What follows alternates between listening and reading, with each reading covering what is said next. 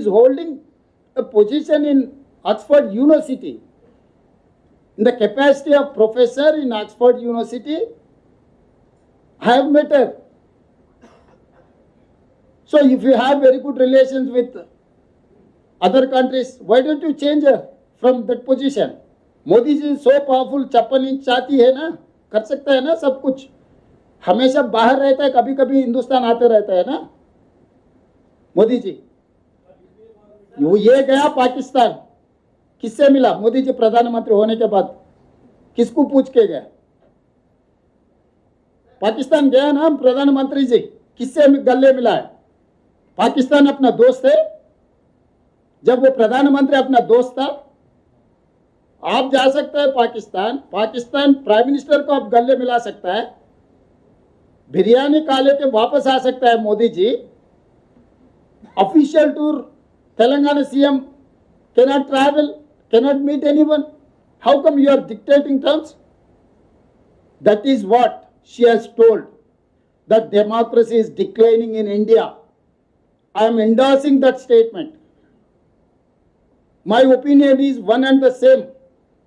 Because of Narendra Modi from 2014, the democracy is declining in India. It is a dictatorial decision. Pramod ji,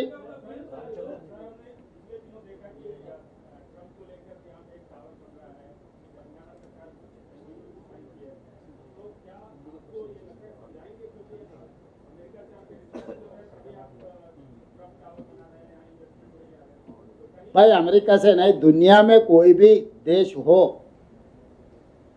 with rule and regulation, if they are going to come and invest in my state, whatever regulations are there made by the government of India, we wanted to welcome everyone, we wanted to protect their investment, we will make sure to get profit from Telangana.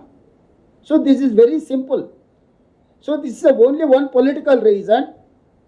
Narendra Modi has refused to travel to US to promote Telangana. Yes, Ramesh.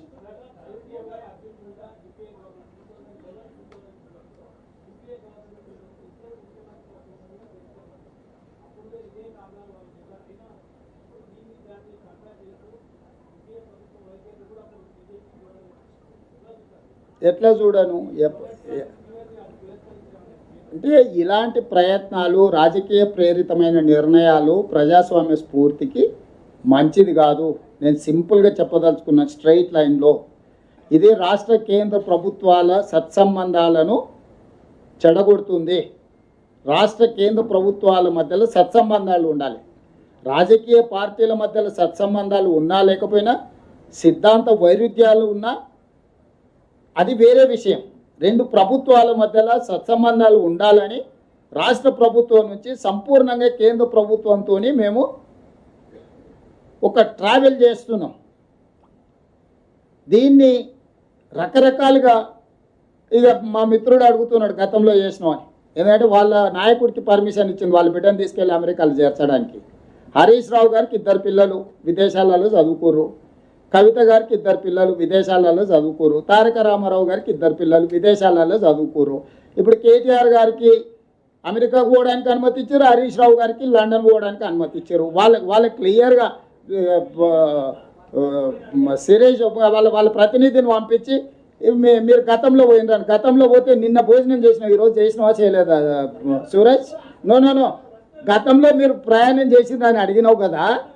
2026 global summit ఇప్పుడు ఉంది. Telangana invest every year we have to.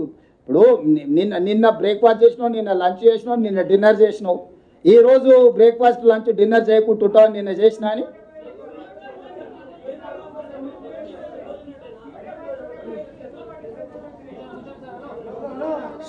ఖచ్చితంగా పార్లమెంట్లో విషయాన్ని ప్రస్తావిస్తాము. దీనికి రాజకీయ పరమైన ప్రేరేపితమైన కార్యాచరణ మేము తీసుకోదలుచుకోలేదు. మేము కేంద్ర ప్రభుత్వం మీద ఒత్తిడి తీసుకొస్తాం. ఎస్ శ్రీనివాస్ రెడ్డి గారు.